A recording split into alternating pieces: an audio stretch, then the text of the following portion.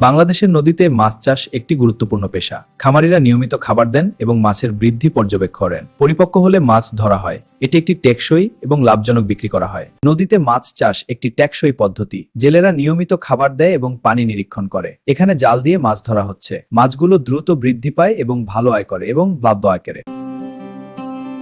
দেখ, আজকের মাছগুলো কত তাজা এসেছে। হ্যাঁ, ভালো দাম পাওয়া যাবে। চল আরো তুলি। সাবধানে তোল, পাশের খাঁচা যেন না লাগে।